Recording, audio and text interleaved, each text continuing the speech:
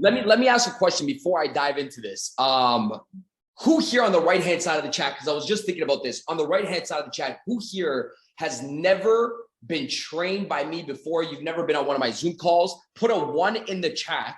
If you're like, this is my first time. Okay, ones. Okay, you guys are making me a little bit less confident tonight. Thank you. Now my hands are shaking. Okay, thank you. I appreciate it. Just keep, oh yes, thank you. Lowering the confidence keeps going down. Thank you. I appreciate it. Kayla, thank you. Can somebody just say 2 just to make me feel better on this call? Thank you, Jasmine. I appreciate it. Thank you for lying. Appreciate it. So, hey, but listen, before I do that, for all the 208 people on this call that just put 1, it just goes to show you that it doesn't matter how good of a training that I did for a team last week or how good an event I did wherever I was this weekend in Dallas. You guys don't give a shit and you don't know when that's sales. Okay, I'm gonna keep it. I'm gonna keep it real with you guys right now. Nobody cares how good you did last week, and nobody knows how good you did last week. Better yet, I could have shit the bed in Dallas. I could have been nervous on stage.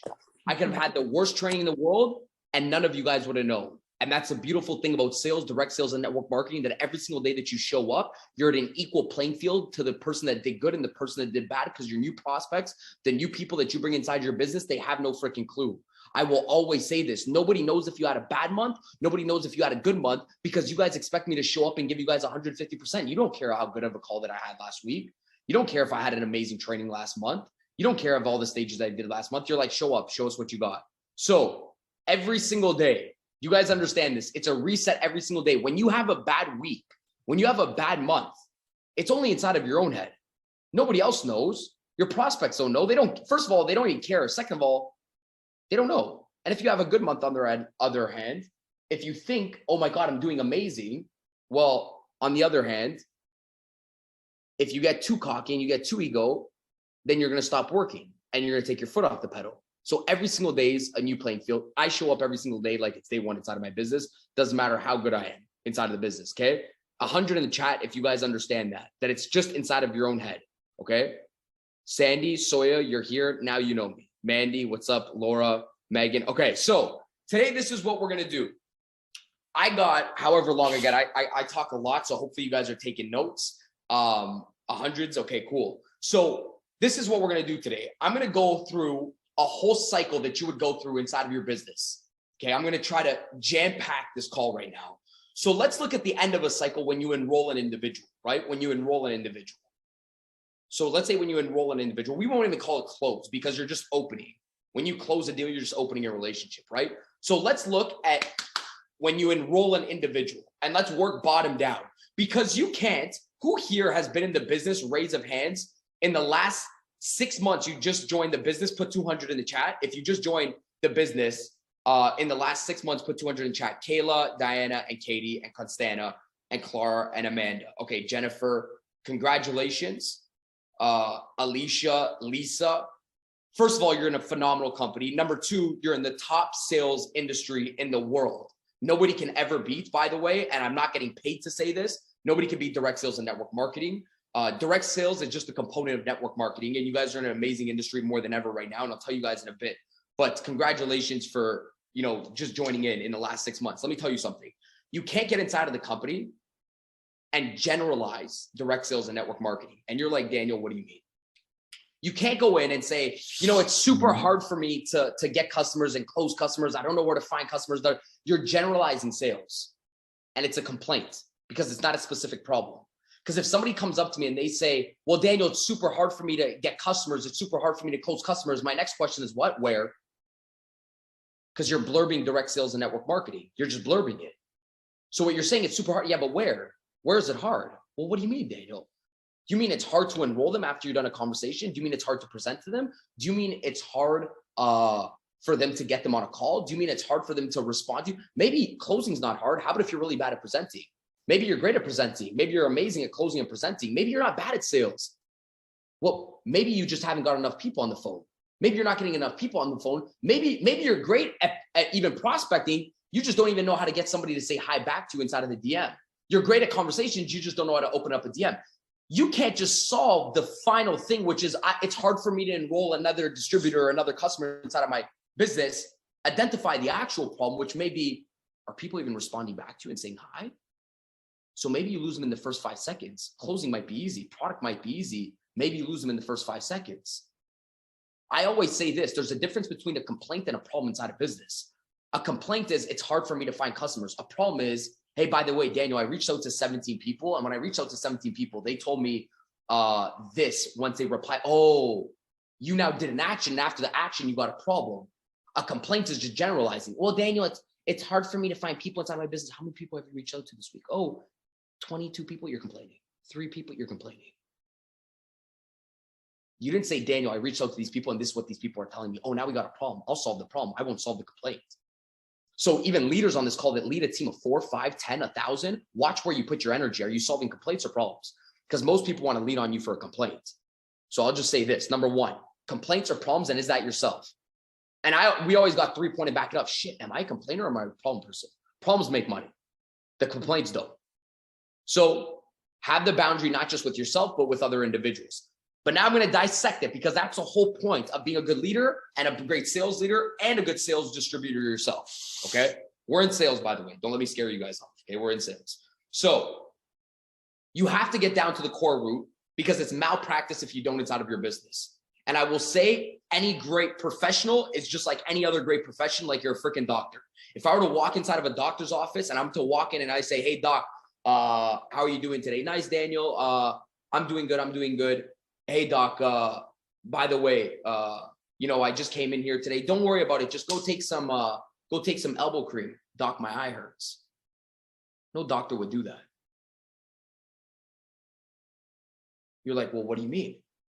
See, I just said no doctor would come inside of the office. Here's some eye cream, malpractice. Doc, my eye hurts. Why? Because any doctor goes to the core root of a problem. Oh, by the way, how are you doing? How's your family? Oh, what's wrong? Oh, doctor, my eyesight. Oh, okay. How did you get bad eyesight? What are you eating? Goes to the core root. I went in to a doctor's office in Christmas. Okay, I get checked every 3-4 months. Blood work, do it all after traveling, right? I travel a lot every single week. So I go in, I'm like, doc, tell my doctor, I'm like, I feel a little bit overweight. Let's check my scale. I don't travel with scales. When I feel good, I feel like I gained at least 10, 15 pounds from Dubai to Italy. Bad summer. I'm like, I felt I gained like at least 10, 15 pounds. Okay, cool. Jump on the scale. Oh shit, you did 15 pounds gained. Daniel, what's wrong? How did you lose 15 pounds? Well, how did you gain 15 pounds? Well, this happened. And then I started to think to myself, I'm like, shit, I have knee problems. And then the last doctor that I went to, he's like, well, here's a knee brace. I was in America. Well, I'm Canadian. He's like, here's a knee brace. I went into this guy, said I had knee problems. He put me on the scale and he's like, oh shit, you're 15 pounds overweight. The other guy gave me a knee brace. The other guy said, what's your diet plan look like? What's this look like? What's that look like? Oh shit, that's why you have knee problems because you're 11 pounds overweight. Bad doctor says, here's a knee brace. Good doctor says, when's the last time you ran? When's the last time you did some exercise? When's the last time you had a good diet plan? Oh, maybe it's not the knee that we got to fix. It's a root problem. You guys know this. So I'm going to go to the root problem of every single component inside of your business tonight. Can we do that? Is everybody on this tonight? Okay, cool. Let's start off with prospecting. The first question I have is this. Who do you want inside of your business? Can we make this super clear cut? Let's just start off with who, because I don't think enough people understand who they want inside of their business. So they go inside of their life, okay, not knowing who they want. So they end up attracting what they really never want inside of their life. So I'll tell you what I mean by this. I have a lot of ladies on this call. I've seen a lot of the people on this call, a lot of ladies commenting back, okay? Now watch this. Every single lady that is not yet married or is married or has a boyfriend or has a fiance, okay? When you were young, I can guarantee you 90% of the ladies on this call has probably drawn out the perfect man that they want inside of their life that has, or even inside their head, or maybe even had it on their wall. And they're like, these are the non-negotiables about the guy that I want. He has to look like this. He has to be nice to his family. You had all these criteria set inside of your head. Now you get inside a business. You literally probably even had it on your board. Maybe it's your screensaver when you were young. Who knows? Now, when you get inside of your business, you don't know who you want inside of your next business partner. So you attract what you don't want inside of your life. Well, how did I get a business partner that doesn't work? How did I get a business partner that quit on me? Well, because you never really wrote down what you want inside of a business partner. And when you don't write what you want down inside of a business partner, you will go up to everybody and anybody. Not just that, you want to know to identify the non-negotiables that you want inside of your next business partner. You don't have a criteria. And when you do run by somebody that would be great for your business, because you don't have the non-negotiables about your next business partner or the next distributor or the next customer that you want inside of your business, your brain will walk by them. It'll walk by them automatically. Always. You'll walk by non-negotiables that you should have in your next business partner. You're like, Dan, what the heck does this mean? Explain to me what I mean. Everybody right now, if you did it for your lovely man, and guys, you probably did it for your girl as well, your woman, or who you want. I have it drawn. Okay, this is what I need. Some girls here have sacrificed 9 out of the 10 points. You're like, okay, don't worry about this one. Don't worry about this one, but he has this one. So listed on criteria. So now let's start off with it. What does he mean by what do you want inside of your next business partner? Patience. I don't know. That's a good trait. Charisma. Oh, but Daniel, this is super basic. Keep going. Write it down. You won't know what's a compliment based on if you never write down your non-negotiables that are a deeper characteristics rather than just, oh my God, you're so healthy. What do you drink? Not good. You really didn't know. You really didn't have the criteria what you want inside of your next business partner. Write it down. What would you want? Like, what do you think of, man? Who drives my business? Positivity, patience, charisma, kindness, whatever it is. Think of like 5, 10 traits, write them down. Why? Because when you walk by them, you're not on autopilot inside of your life. Grit, non-negotiables, influential. Oh, I like that one. Influential. That's hard. Why? Mature on social media. Someone who cares, hustler, reliability. Why? Because now I can compliment somebody on a deeper characteristic rather than just a physical characteristic that most individuals get inside of their life. So imagine you're trying to sell somebody something like a health shake or whatever the case is, and you compliment them on a physical characteristic. Oh my God, man, you're so fit, man. Nice 6-pack abs. Eventually somebody becomes desensitized to that compliment if they get it a lot. So there's first level compliments and second level compliments. First level compliments, majority of individuals get desensitized towards them, which essentially means this. If say you're selling shampoo to somebody that has beautiful hair and you're like, oh my God, you have beautiful hair. And the girl has amazing freaking hair. She's heard a lot. Not that she's not grateful for the compliment, but she becomes desensitized to it because she's heard it multiple times. So I'm like, oh shit, what is the second layer compliment that I can give somebody that would redirect their brain to get me listening, to get them listening, a prospect listening? Like what's something a little bit deeper? So when you're walking by somebody, you could pull somebody over. Hey, by the way, what's your name? Megan. Hey, Megan, I was just watching the way you dealt. We walk by business partners 24/7 because we don't know what would catch their attention and make them lean on you. And I'll tell you what I mean. We're going to keep going. I'm going to talk about in-person prospecting and social media prospecting, because if you could do in-person well, you could do social media well. And I play both great. So actually, you know what? Where's your guys' next big convention with Plexus Health? Where's the next big convention held at? Just somebody write in the chat. Okay, Nashville, done, perfect, okay? Nashville. So watch this. Jennifer's off to Nashville. Jennifer's in California. She's headed off to Nashville. Jennifer, I don't know if you're in California. That would be weird if you're in California. I promise I don't know Jennifer. So Jennifer's in California. She's headed over to Nashville. So Jennifer's super excited. She's like, oh my God, I can't wait to go see my girls down in Nashville. You know, okay, what am I going to wear? She's looking at her outfits. Okay, amazing. She's texting her girls. Oh my God, girl, we're on the same flight. You book your flight with some of your girls. Now you're off to Nashville. So when you're headed out to Nashville, all you could think about is what? You're headed off to Nashville. You check in, grab your tickets. You're on the flight. You're sitting down. You're sitting on the aisle. You're thinking about, okay, you know, maybe I have to say something to my girls. Who am I going to take pictures with? What am I going to? You're thinking about you. And you forgot you built a business off of them, right? So you're off to Nashville. So on your way to business, you forgot about your business. Think of it, right? On your way to business, you're forgetting about business because you're thinking about your convention. So you're on the way to convention and you just walk by 18 different business partners. So you did one thing in prospecting, which is called leaving money on the floor. You left money on the floor. On your whole way to Nashville, you're at your most exciting part of your business. You're super excited. You got away from the you're freaking ready to go. And at the highest level of excitement and confidence inside of your business, you left all the money on the table. All of it. Because you didn't know what you want inside of your business and you didn't know how to channel your energy. Because inside of business, it's all about channeling your energy. And think of when you're the most highest inside of your business. When you're going to a convention, when you just close a deal, you're the most highest energy. You feel the most confident. You could talk about your business freely and you wasted it. You're off to Nashville. You forgot about 6 business partners on the plane going up and down. The person that says, hey, by the way, sir, would you like orange juice or would you like apple juice? Ma'am, would you like peanuts or would you like pretzels or would you like cookies? Oh, you know what? do you have diet orange juice? Man, that doesn't even exist. And you're watching somebody with the most immaculate patience hold a smile up and down the aisle, but because you didn't put patience on your non-negotiable, you'll never be able to go up to them on the plane and say, hey, by the way, your patience, I just watched you throughout the whole plane ride. Yes, I'm weird. I watch people sometimes with freaking amazing patience and amazing positivity. I don't know how the heck you did it, but what the heck is your name? Oh, thank you so much. I never heard that before. My name's Christy. What's your name? My name's Daniel. Hey, listen, I'm off to a crazy convention online or offline right now in Nashville. We're training a bunch of 6 and 7 figure earners inside of our business over the last year. But hey, whenever I'm down in Nashville, we would freaking crush it. You probably crush inside of my business. I have a lot of flight attendants that work with us, but I'm in a rush right now. What's your Instagram? Done. But if you never knew how to compliment patience, you would never compliment patience, and you would walk by the person that needed your opportunity in your business. But your head's down and you're a robot because you don't know what you want inside of your business. And you walk by the person just like a robot.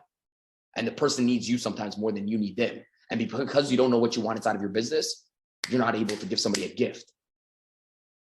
But if you know what you want inside of your business, it always indicates that you think you got a gift for somebody. Like imagine, you guys know the stories. I can tell you thousands of stories probably inside of your business of a flight attendant, person checking your bags in, that their whole life has changed because of another individual that was not focused on them and was focused on somebody else. Don't worry about the convention.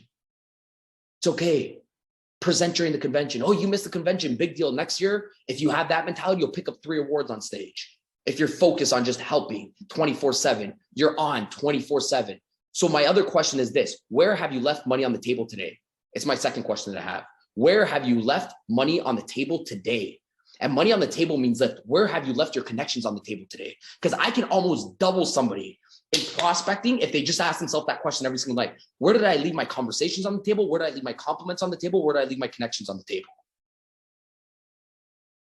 The grocery store, anything, I don't know. Yes, the grocery store, it's so easy. All you got to do to create a connection inside of prospecting, let me tell you, I don't even have to compliment somebody at the grocery store. Somebody said the doc appointment, the salon, conversations. I was in Italy 3 months ago. I'm doing an event for my friends in Italy. I'm like, you know what? I don't want to eat out tonight. We've been eating out. You know how the pasta gets you like, oh, too much pasta. Let me just go to a market. Let me just go buy some food. I'm going to cook some food here at the Airbnb. So I'm off to a market. I'm in Italy. My Italian sucks. Okay. I was born into an Italian family. I haven't spoken Italian for the last 20 years. So I'm like, I'm a little bit wishy-washy in Italian. So I'm in the meat aisle in Italy. Somebody said grocery store. I'm in the meat aisle in Italy. I'm looking at the meat prices. There's another older lady to the left of me looking at, I'm in Italy, don't know Italian, just need to get somebody to report with me. I'm looking, I'm like, I say to her in Italian, I'm like, soldi di carne, troppo, troppo, troppo. And I said, like, the price of meat is so high here. Wow. So I did 2 things there. She turns to me and she's like, I know, right? She's like, oh my God, it keeps going. And she starts talking Italian, And I'm with one of my friends. He's a network marketer and he's looking at me, he's laughing. And she starts talking. I'm like, dude, you take it from here. I don't know what to say to her. I'm not a part of your company. I'm not part of an organization. I can't prospect her, but I did the first thing. You got to do it from here.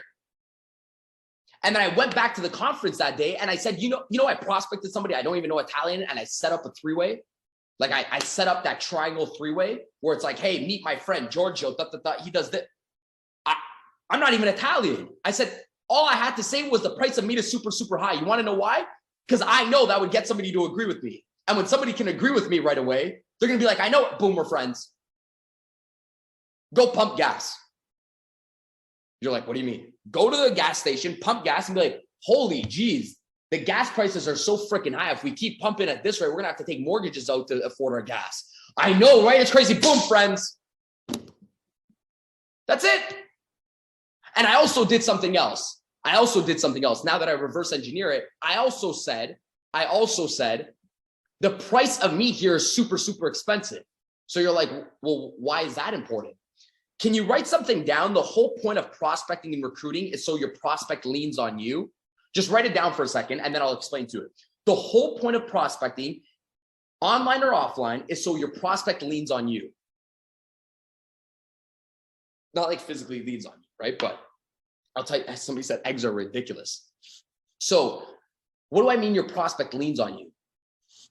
So here I'm in Florida, right? I live in Florida right now. I'm Canadian. if I want to prospect somebody, I'm getting some coffee right before this call, right? And you're like, shit, how many coffees do you drink? But I didn't have a coffee right now. But if I wanted to get some coffee and I'm at a coffee store and I needed to drum up some attention from the barista, the person beside me, whatever the case is, I could literally just say, hey, by the way, holy geez, the coffee you guys make here is completely different around here. Geez, wow. Whew. Oh, nice. Where are you from? Boom, in conversation, let them lean on me.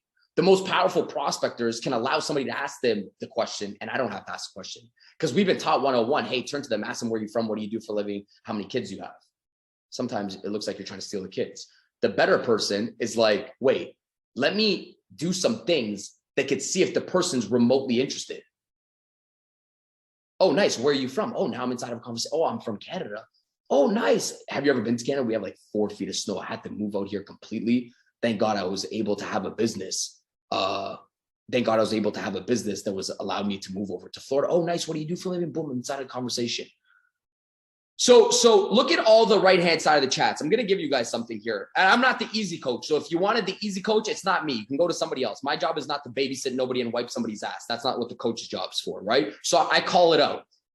Every time I do a training, right? Because there's a difference. Somebody comes, because I see on the right-hand side of the chat, I'm not looking at names, but I'm like, yo, I do this, but this. What would you say to somebody online? Whoa, you're creating sales anxiety. What did I say? Stick with me, because if you're always thinking, yo, I can do this, but I can't do this, wait, just stick with me.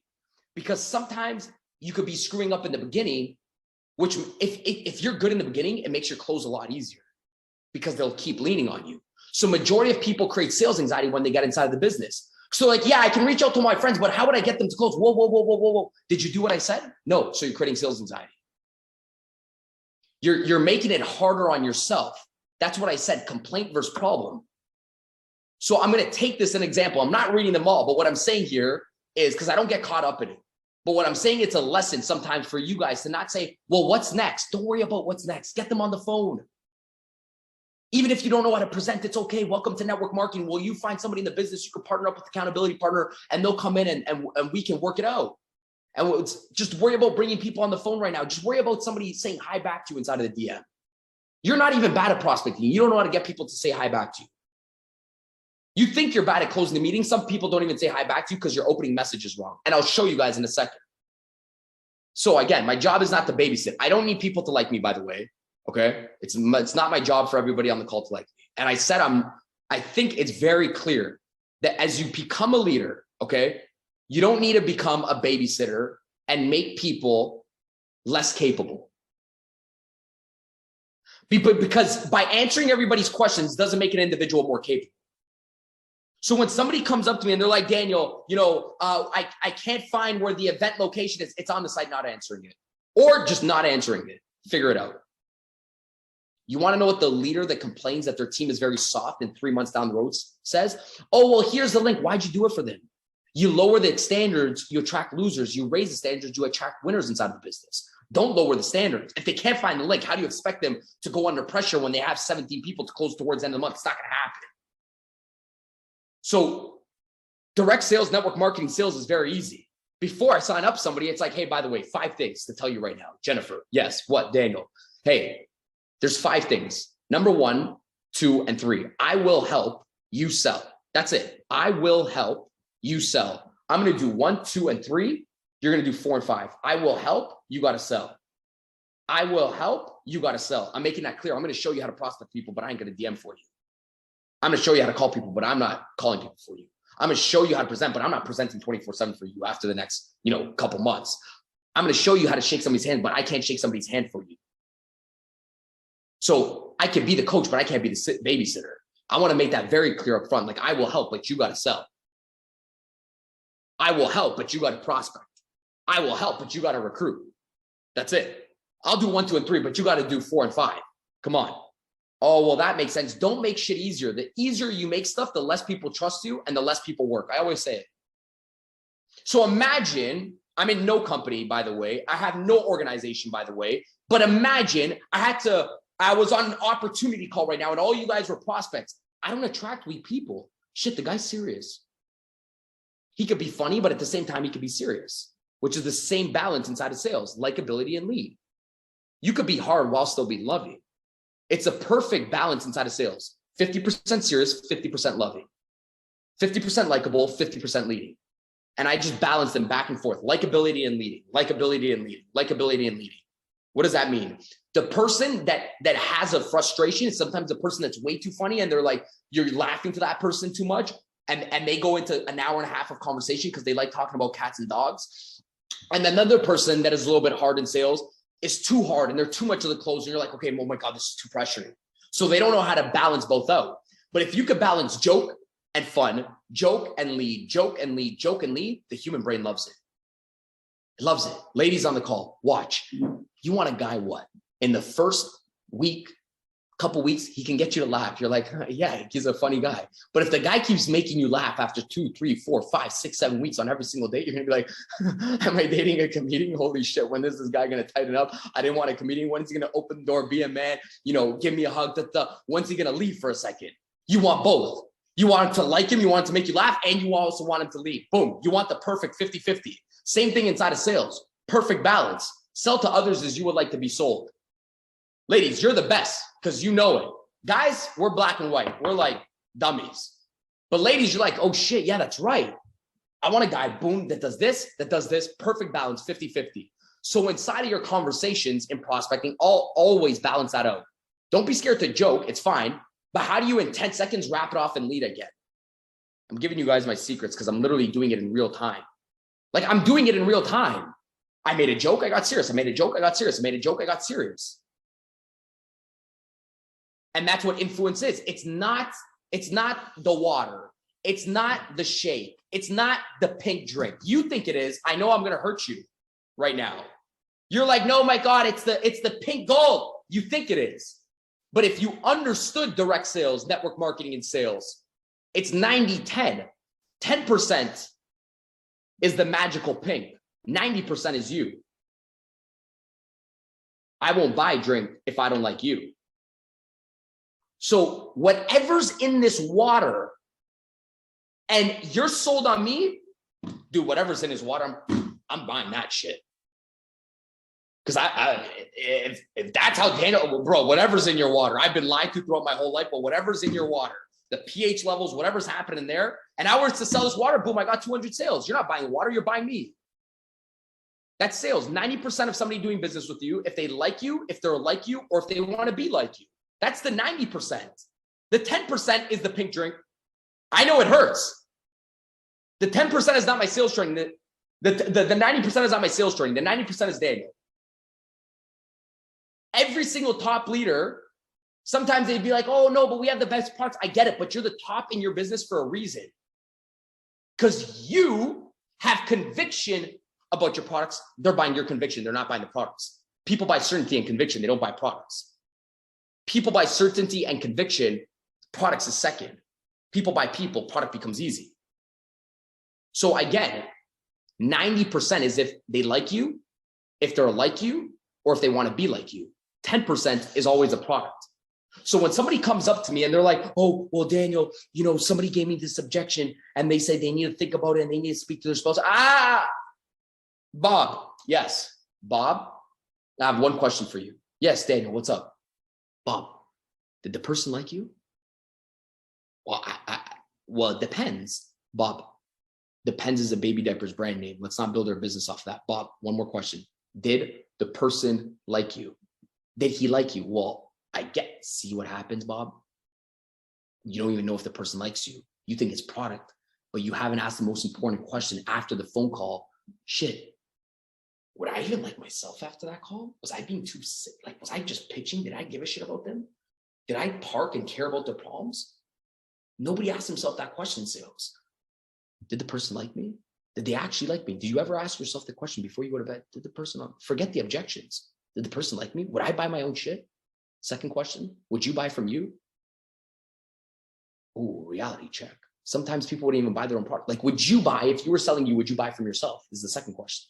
Did they like you? And would you buy your own stuff? So let's keep going into it now, right? Oh, wow. We're like, boom, boom, boom, boom, boom, boom, boom, boom. Okay, so let's go back into prospecting for a second, right? When I follow me, like it, when I share my own post, I was giving one of my students advice today. I'm like, dude, you want to build a good social media? Would you share your own post? Because that's all social media is. So when you post something, because social media is solely based off shares and posts and shares and saves right now. So would you share your own shit? Because now you're going to start rethinking your post. You're going to start rethinking your sales game. Okay, so prospecting online. I was talking a little bit about in person, but let's go online for a second because it's just so much easier. And there's 7.5 billion people on planet Earth. And that's where I would spend all my time right now. And when I'm offline, I also don't leave money on the table. But if somebody were to ask me, where would I spend my time? I'd spend my time on the cold market online. But Daniel, my mentor told me to write down the first 25 people that I know inside of my business. Yeah, I get it. But after you're done your first 25 people, okay, if I were to do that, all my 25 friends hated me because I would spam them my link when I was a DJ. And now when I go reach out to them, they say, buddy, yeah, nice. You're a business owner.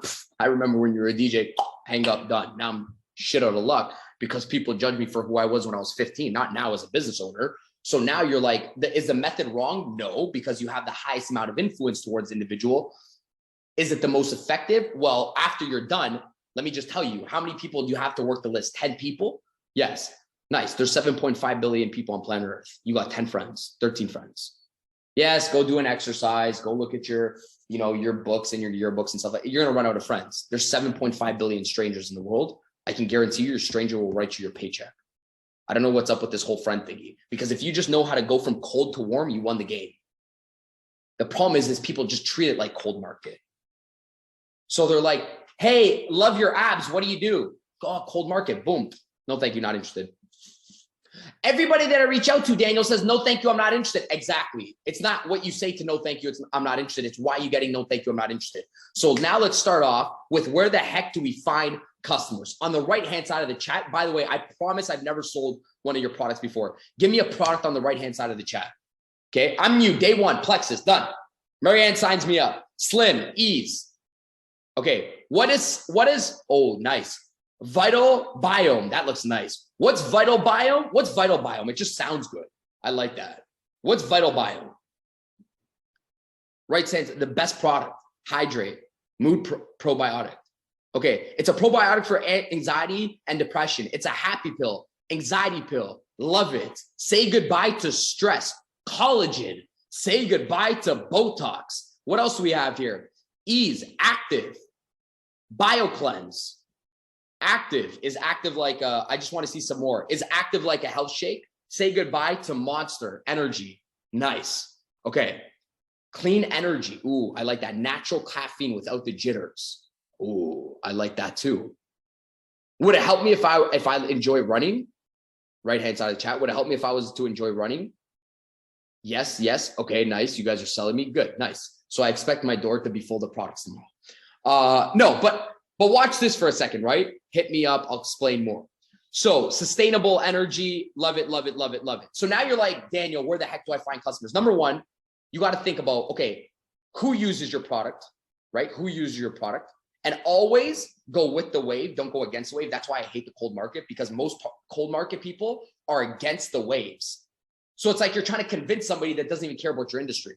So if somebody was trying to sell one of my sales reps, Nick, from like, ex-college athlete, and he's this big grunt, and, he doesn't care about his skin, and he's a smoker, blah, blah. He's going to take a lot more time to convince him to buy collagen than Mary, that loves her skin, that has the best kill skin routine, that needs some more collagen inside of her life. I'm going to spend time with Mary and not Nick.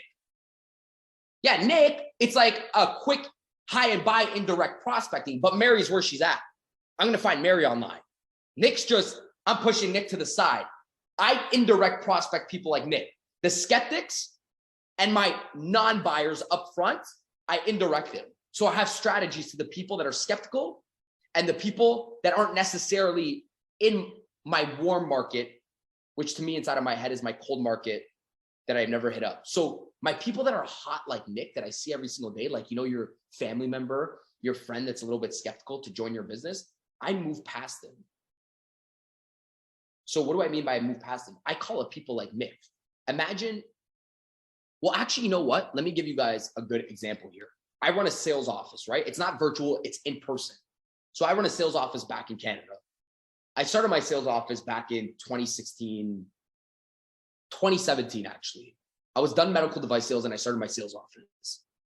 And boom, I'm in recruitment mode, right? Because I need salespeople, because salespeople got to sell my contracts. I get sales contracts, I need to hire salespeople, right? I didn't even go into my story. People don't even know, like, okay, anyways. So I was always in direct sales, door-to-door sales, dropped out of university, got back into medical sales, did really well in medical sales, retired at the age of like 25, was the youngest medical rep to ever be hired. And I started, a sales agency, and I found a gap in sales. So I know people needed to hire salespeople. So I started hiring salespeople and started outsourcing them. So I'm like, shit, I'm on Instagram. I'm trying to hire salespeople in this office in my home city in Toronto, Canada. Nobody's replying back to me. I can't hire people for shit. I'm like, man, these people, they don't know how much money I've made in sales. Why aren't they blah, blah? And you're like, oh my God, you can't see the vision. And I'm like, wait, I would love, when you're like, I love my best friend just to see the vision. I'm like, wait, my closest friends have the highest skepticism. So the worst thing to do is directly prospect them. The best thing to do, I'm like, instead of calling Joseph and be like, Joseph, bro, you got to be one of my sales reps. I'm like, why don't I just run past Joseph? Hey, Joseph, what's up? Hey, bro, it's Daniel. How you doing, man? I found your number on Facebook. How's life? Dude, I'm doing amazing. Joseph, listen, I know I was going through Facebook. I know you're super busy with school right now. Who do you know by the end of Friday this week? Okay, it's Thursday morning right now. Who do you know by the end of Friday, tomorrow at 8 p.m. that maybe just lost their job, that has a lot of hunger and has a lot of charisma like yourself, that I could be in contact with, because my business is expanding right now and I need to onboard and trade another 2 people by tomorrow, Friday at 2 p.m. If you find me anybody, let me know. I'd love to compensate you in one way, shape, or form or another. Joseph's not even part of my business, but I'm running past Joseph because Joseph's right here. If I can run past Joseph, Joseph's like, yeah, but what's up with me? Hey, bro, if you can find me anybody, right? And Joseph's here. Now, if Joseph's curious and not suspicious, Joseph's going to be like, well, bro, what do you got going on? Now me and Joseph can have a conversation. I still hold my posture because I'm running by Joseph. Hey, bro, if you could find me too, and watch my language. My language is important. My language is, who do you know by tomorrow at 5 p.m. Eastern? Because I need to onboard another 2 people and train them for Monday. My language is, I'm a serious recruiter. People don't own their profession, so they don't have the language of that profession. If I'm in network marketing, I'm saying every single Friday when I have a business call, hey, by the way, I need to onboard 5 people by tomorrow, Thursday or Friday at 5 p.m. Eastern. Who do you know that just lost their job, that's hungry, desirable, and coachable, that, is willing just to learn a few things online where I can coach them and can use some additional source of income so I can get them trained by Monday. And if you bring me anybody, I'd love to compensate you in one way, shape, or form. Let me know, Bob. Can you just text me over their names? Or just give me 2 people. Daniel, I don't know. Bob, think of the color pink. Okay. Bob, it took you 2 seconds to think of pink. I know, Daniel. You thought of 2 people that need help inside of life. Who are those 2 people you thought of? That's it. Just write them down. All right. So let's go to the cold market online first, okay? My urgency is important. If people lack urgency inside of your business, you lack urgency yourself because you don't give them deadlines. So when you're following up with somebody, when you're saying, hey, Bob, I need somebody, give them the deadline. Deadlines create urgency. And it shows that you're serious, and people respect your business to the degree that you respect your own business. People respect your time to the degree that you respect your own time. So if you want people to show up, or you want to show them that you're serious, be like, hey, listen, I have a cutoff on Friday. I need to bring in another 3 individuals, who are 2 to 3 individuals that, I can train over Saturday and Sunday so I can onboard them on Monday. So online, where the heck do I find customers? Day one, Plexus, just get signed up. I'm like, oh my God, I love the products. I've been using them for 3 months. Now I got to start enrolling people inside of my business. Now what the heck do I do? Where do I find these people on Instagram? I only have 345 people on Instagram. Where do I find these people? It's really, really easy. Go where your people are at. What does that mean, Daniel? This is what I mean, okay? So I sell fit products. Somebody said you can use them so I'm on my phone right now. I'm going to type in Nashville Marathon. Does Nashville have a marathon? Let's see, tags. Oh, here we are. Ooh, 1,000 plus posts. Oh, wait. Everybody's headed out to Nashville, right? Look, 1,000 plus posts. Then I'm going to go to recent. Oh, this is beautiful. Oh, look at it. Oh my God. My next Plexus business partner. Chubby athletic. Oh, wow. Chubby athletic. Look at that. Oh my Lord. She is so amazing. She has 456 followers. She lost 100 pounds and she's just happier. She loves it. Oh my Lord. This is what I'm going to do. Team None. She even has a team. This is the perfect business partner. She's happy. She runs marathons.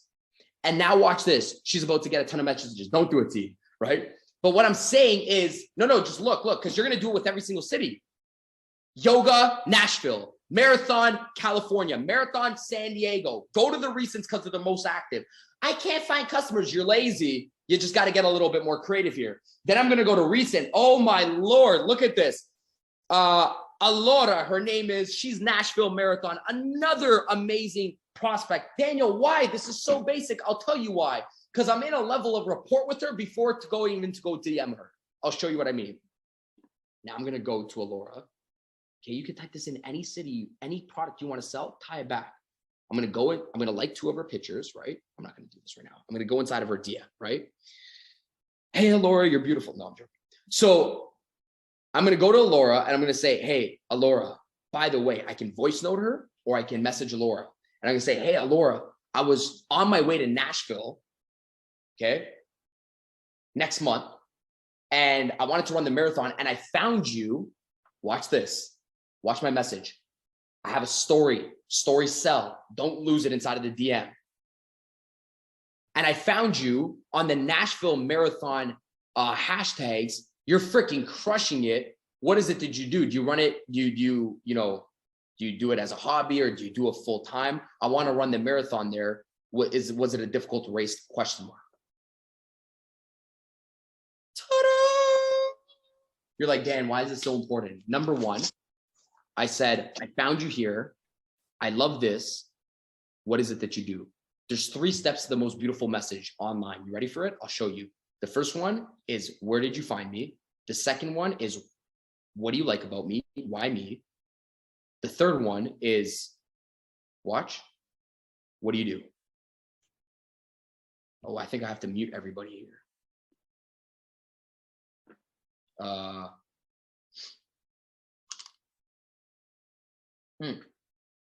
We're good. Why? Why is that so important, Dan? Because the first thing is this. You don't tell somebody where you found them, they're always going to think about where you found them.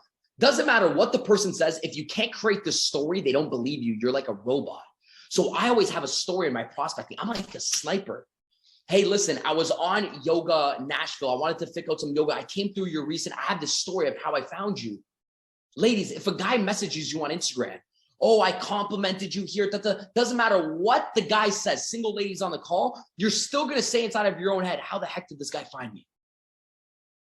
So it doesn't matter how much of a conversation you have subconsciously, you're still asking inside of your head, how the heck did this guy find me? Somebody said, Megan's like creeping. But think of this for a second. You're still always asking that. So if somebody said block response, exactly. Look, there's no storyline. It's just like, you're cute, nice eye. Why do we do it inside of network marketing, direct sales when we go prospect? Sell to others as you would like to be sold. That's it. It's so easy. It's just that people don't even know how to get the reply back. They don't know how to create the story. They don't know how to have the engagement. And that's all report is. Report is just a process of engagement. Hey, love this. Found you here. I was going through here. What the heck is it that you do? How hard was the marathon? Question mark. Do you do it full-time, part-time? I could do this to a fitness trainer. I could do this to people that go to yoga. I could do this to people that freaking love skincare. I could do this, I don't know, to hair salon. Anybody. Think of all the categories of people and then go find those hashtags and go create a story when you go prospect. Because then watch. Now they turn to you, okay? And they say, because now they turn to you, because all you did was this. You just said, hey, found you here. I love this. And you asked an open-ended question. All you said is, I found you here. I love this about you. What the heck is it that you do? I found you here. Here's a compliment, open-ended question. You want to know what most people do? They do what some jackass taught them in 1980s. Hey, love your profile, love your hair. Are you open to making an additional source of income on top of what you're currently doing? No. I'm fine, thank you. I'm okay. I don't want to make no more money from you. And also it's online, so you're a scammer. And everybody's like, oh, but they call my business a scam. Yeah, why not? You have two options in life. You either get better or you get emotional. Which one? You can, if you keep getting something a lot, you got to switch up your shit.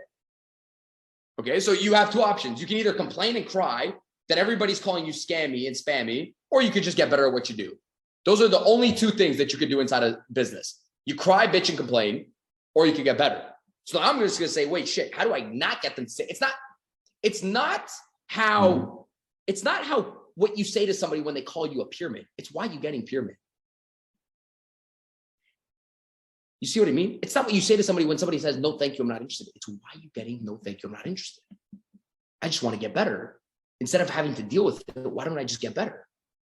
So now somebody comes inside the DM and then they say to me, oh yeah, I ran the Nashville Marathon. I'm going to get back on track with you guys. I know somebody said my hand is cramping and that's why I can't write fast enough. That's why we're recording it.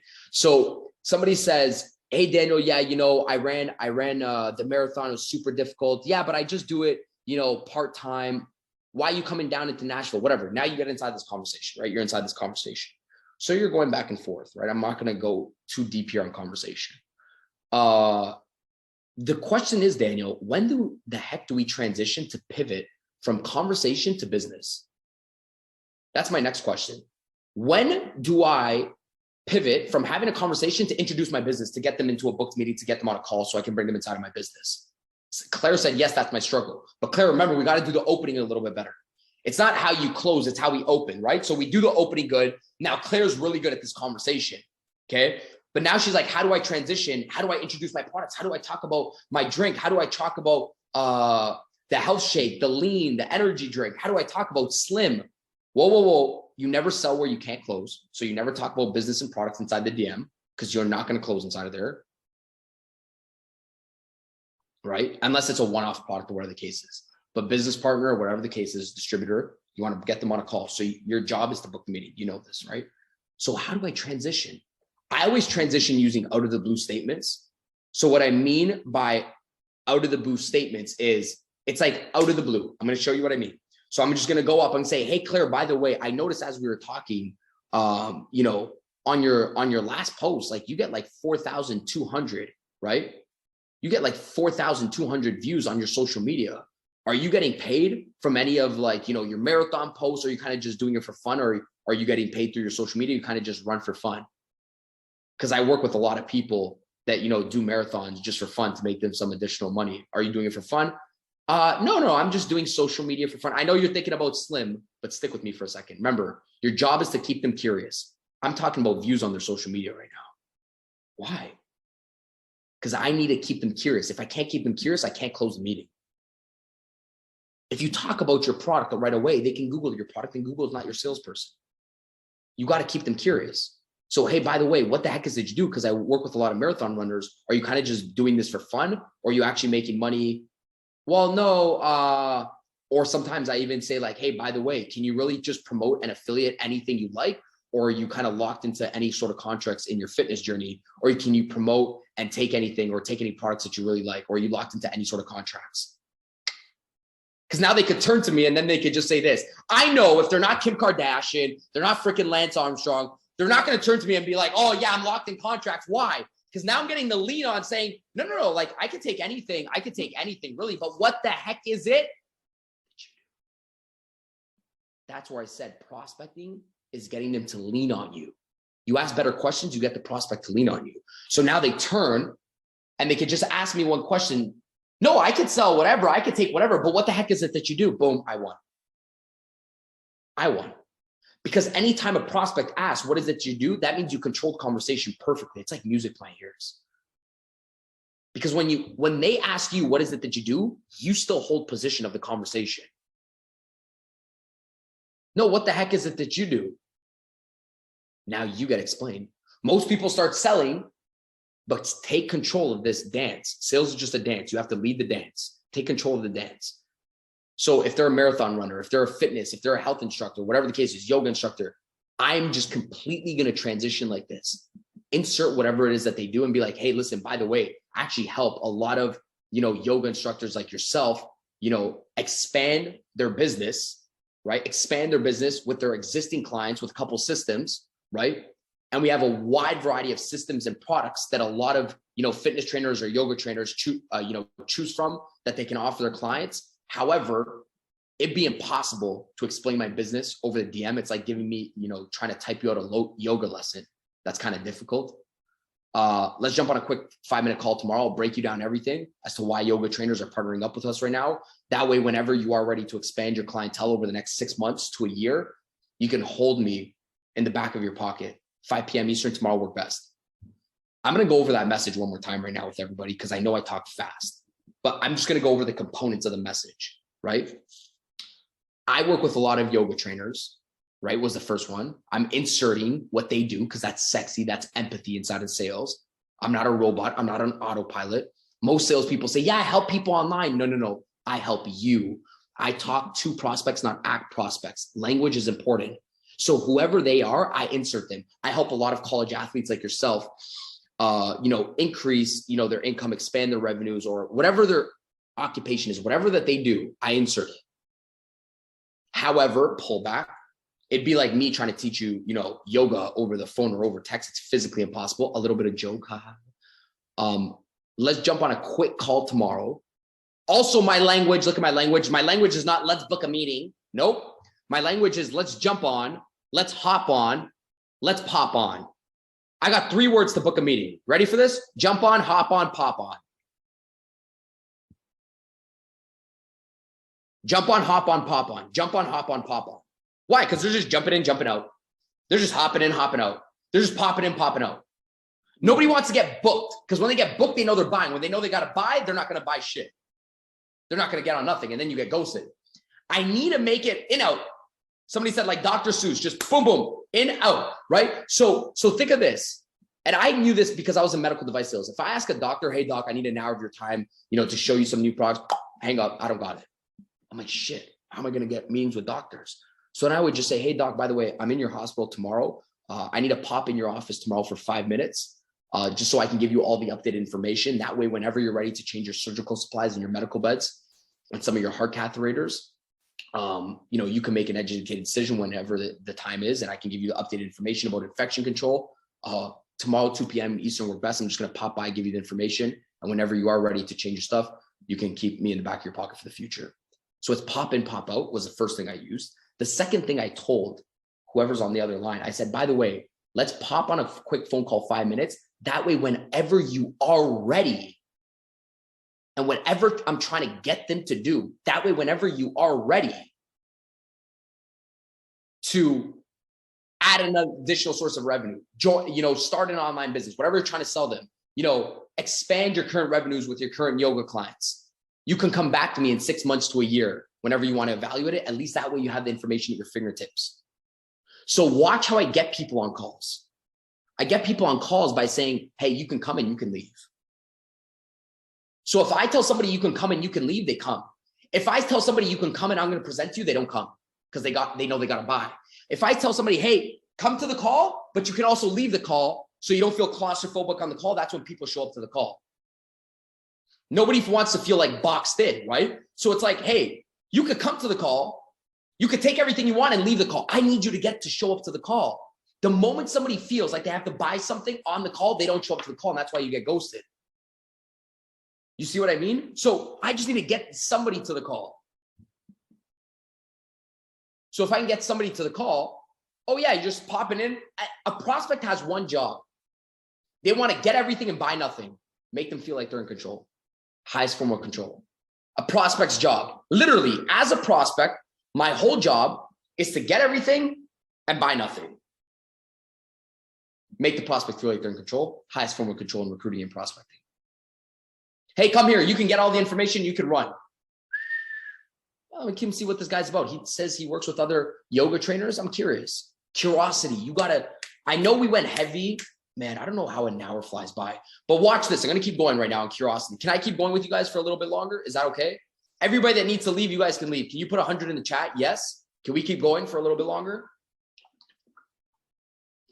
I may never see you guys again. Okay. It's going to be a long time. since I see you guys.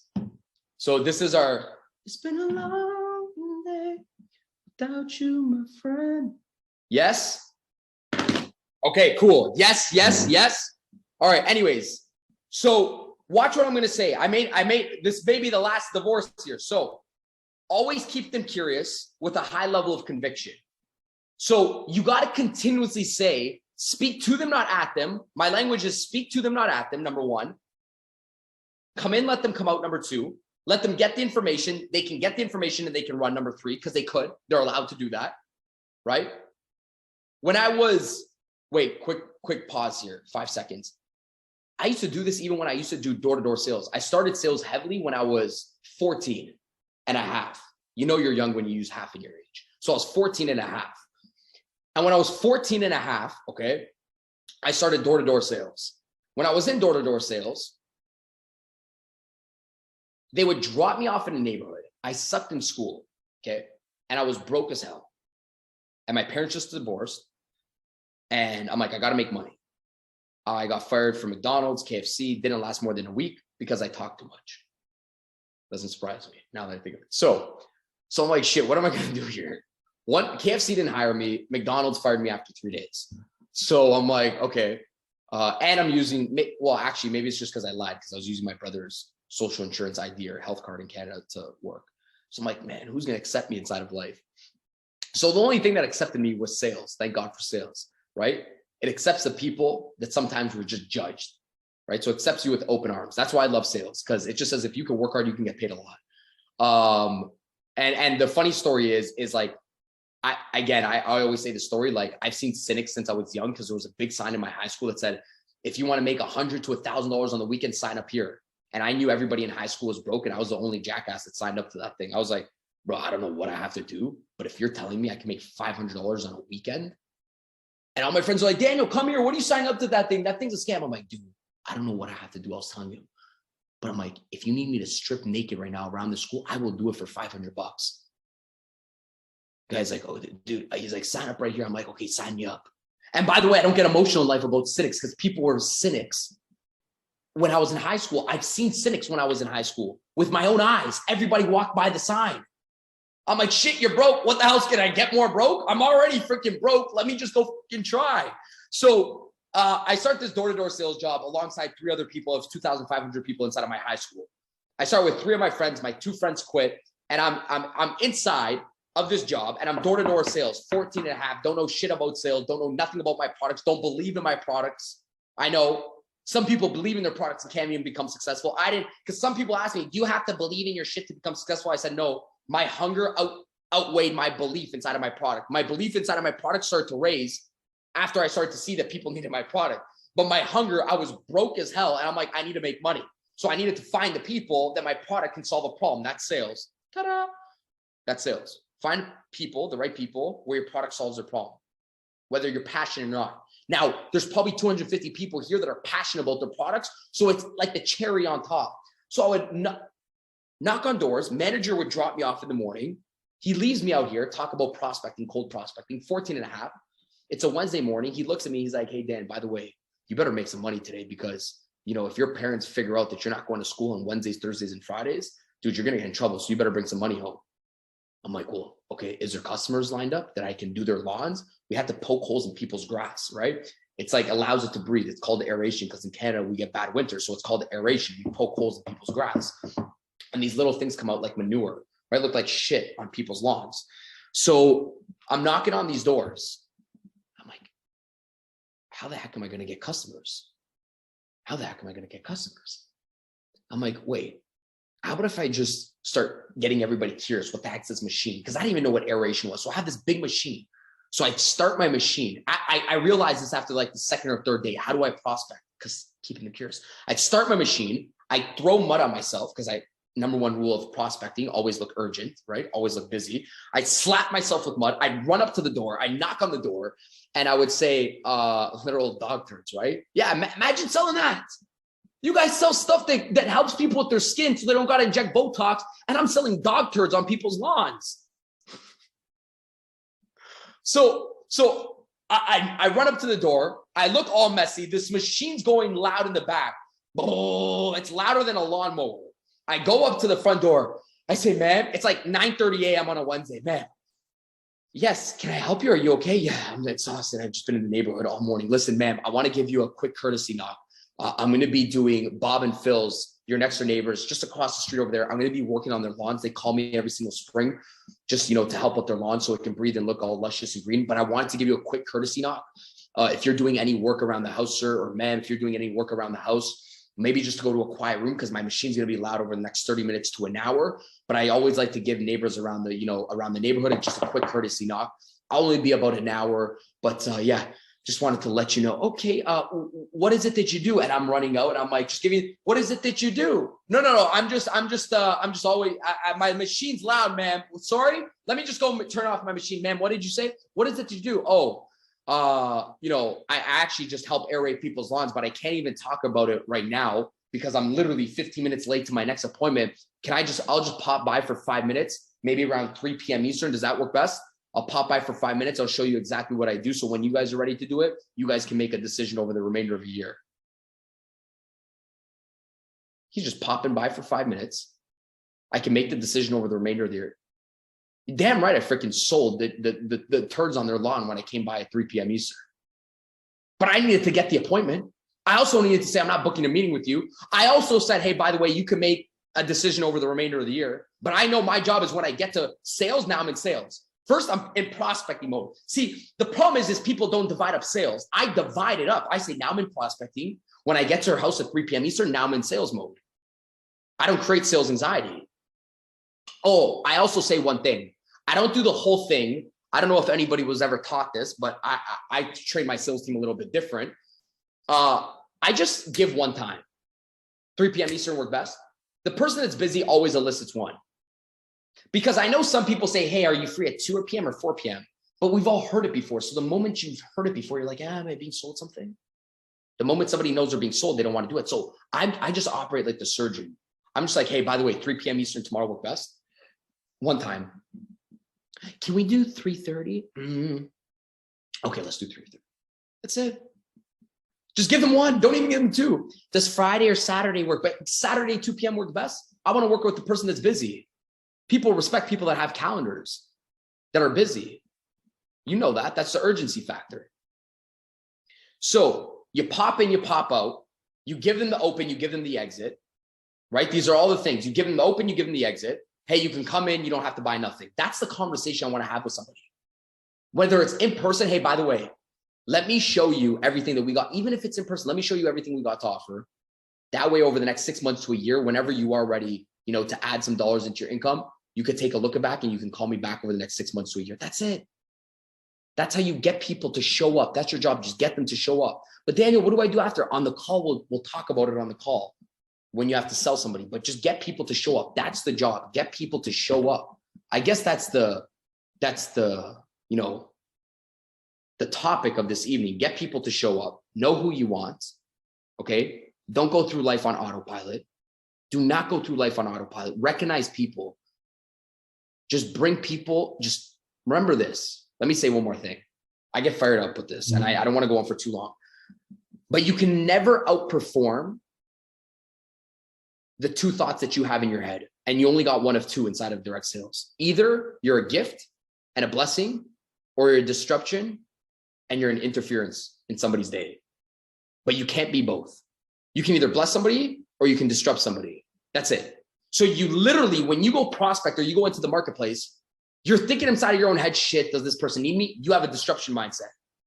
Or you have a gift and a blessing mindset where it's like every single person I talk to, I'm going to gift this person's life. Whether it's not now, I have the faith that I can gift this person's life in the next 6 months down the road. That's the way I think.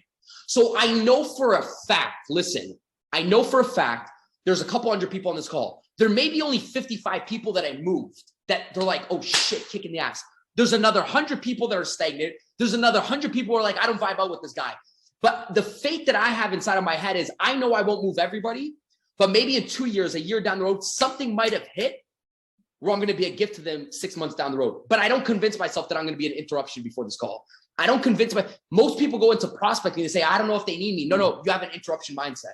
You can't think both thoughts simultaneously at the same time. You cannot think you're a gift and a blessing and an interruption and annoying somebody at the same time. You can't think those two thoughts at the same time. You can only think one. So even though logically I might not impact everybody on the call, I'm not convincing myself of anything else. When I go up to somebody, I do not convince myself of anything else. When I go prospect somebody, I'm going to change this person's life. I'm not going to convince myself of anything else. You guys have to understand, okay? Number one, you're a gift and blessing to individuals, number one. Number two, okay, if you're inside of your business right now, I always said you will never outperform the language inside of your head, not even the language to your coach, the language inside of your head that you have the belief about your business, not how you show up on social media. It's what you think about your business behind closed doors. You will never outperform that individual. Never, never, never. You can't outperform the thoughts that you have inside of your own head. This is the first thing I always want to say. So if you think you're going to disrupt somebody's day, number one, you can never outperform that. Number two, okay, you can't go take high levels of action and also think you're an interruption to people inside of the DM, or you're annoying them, or they don't need you. You can't take high levels of action thinking the opposite thought. It's impossible. The second thing is this: don't run your life on autopilot. And most people are robotic, even inside of network marketing. And by the way, I have a lot of friends in a lot of different companies and a lot of different industry leaders that are all good friends of mine, that a lot of them are my students and a lot of them are my clients because they even find like sometimes they just got to get back to basics, because what took you to chapter 30 will get you to chapter 50 and more. Let me say it again. What took you to chapter 30 will get you to chapter 50 and more. Some people are like, what took you to chapter 20 won't get you to chapter 30. No, it will. You got to do the same shit and more now. Because if you don't do the same shit and your team doesn't see you do that shit, they don't believe in the shit. So you got to do the same stuff and more. You got to learn how to create systems for the stuff that you used to do, plus add more to your life. This is just life. But most people get caught up on robot mode. You know, I said this one story once. Maybe I did, but anyways, one day I was out for dinner. A lot of friends, they're like 6-figure monthly income earners inside of their business. We're out for a nice fancy dinner in Miami. We're done dinner. Nobody, I'm like, hey guys, I'm like, forget this. This dessert looks like crap. Sometimes these fancy restaurants are overrated. I'm like, let's hit McDonald's for dessert. I know it's a health call right now, but it's bad, right? I'm like, McDonald's ice cream. Let's walk over the street. So everybody's like, yeah, let's do McDonald's ice cream, Oreo, one McDonald's ice cream once in a while. So we walk across the street, right? A bunch of people making a lot of money walking into McDonald's, right? I said, I'm with friends. They're all in network marketing. We're walking into McDonald's. Walk in. I'm with 3 friends inside network marketing.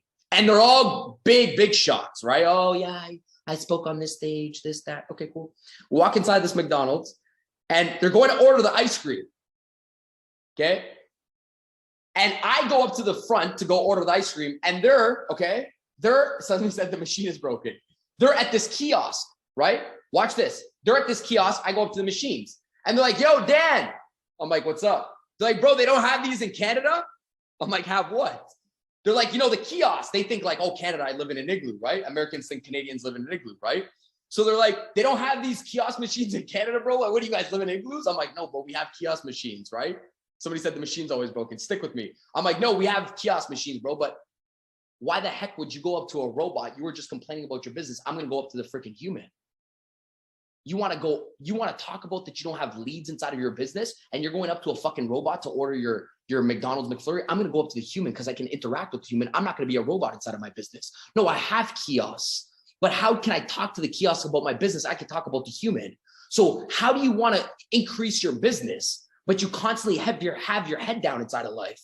I said that kiosk ain't going to make you money. I said, I don't want to pay for my ice cream. They're like, Daniel, what do you mean? My ice cream is always free. Because if I can get this connection or I could sell my product, I can make some sort of commission. The ice cream's free.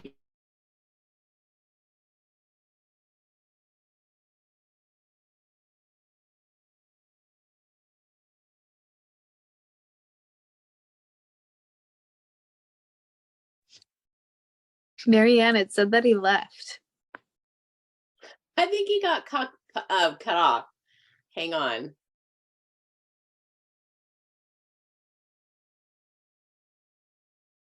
Let's hang out for 1 second. Wasn't this good, you guys? Don't worry, I recorded. Come back. Oh, wait. He says he's coming back on. His laptop went dead.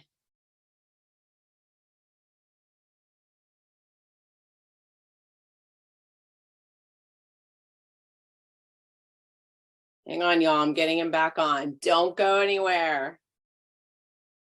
Oh my God.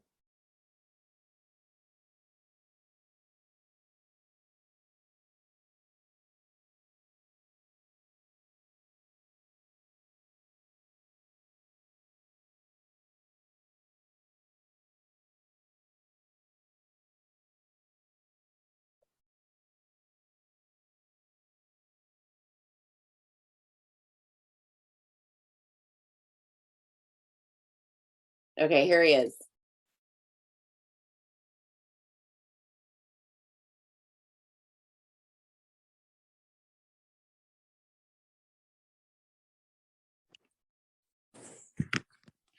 Team, can you guys hear me? Are we good? Yes, we're good. Okay. Let me just wrap it off. Apologies. My laptop decided, I don't know how this died out because it's charged in, but anyways, team, I'm gonna welcome back. I couldn't leave you guys like that. I needed to say my goodbyes, but all I wanted to say is don't run your business on autopilot. Don't pay for your things. Be a producer this year rather than a consumer. The producer will always win. The producer thinks, hey, how do my deals look towards my consumption today? That's what a producer does. They look at the end of their day and they say, did I make more deals? Did I make more money than I'm spending today? Because then you can start thinking about your day. Like, just go look at your income statements. People shop more than they sell. You're in a sales job. Just go look. I don't want to pay for my dinner tonight. Babe, I know you want to go out for steak tonight, but let somebody else go pay for that. Give me 2 hours. Let me go sell some product. This is, you have to turn yourself into a production mindset right now. Stop being the consumer. You could see if you're a consumer. Just go look at your withdrawals towards your deals. Somebody said, but what happened to the McDonald's machine? I told my friends they're ridiculous. Stop talking to robots and stop being a robot and start talking to humans. That was just the premises. But anyways, Plexus, Marianne, I appreciate you guys. Thank you guys so much for having me. If you guys don't know, my name is Daniel G. You could follow me on Instagram. It's very easy, at Daniel G. I love you guys. If you're already, I don't know, but I know Marianne's part of it. If you guys are not part of my coaching, it's a couple $100. It's very easy. You can always just DM me the word university in my DMs and I'll reply back to you guys. You guys can all get in. It's not like $10,000. Everybody can get in a couple $100. But I love you guys. And yeah, you guys can DM me university in my DM. And I hope to see you guys, you know, whenever, maybe I see you guys in the future at a conference, a convention, 2023, 24, another call. But I love you guys. And Marianne, thank you so much for being an amazing leader and leading from the top and starting this call. And all the other leaders that shared out the link. I appreciate you guys. Thank you. Thank you, Daniel, so much. You are amazing. Oh my gosh. Thank you. Thank you. Thank you. Y'all go join the university. It's incredible. I'm a part of it. It's absolutely worth it. So thank you, thanks, guys. y'all. Bye. Ciao.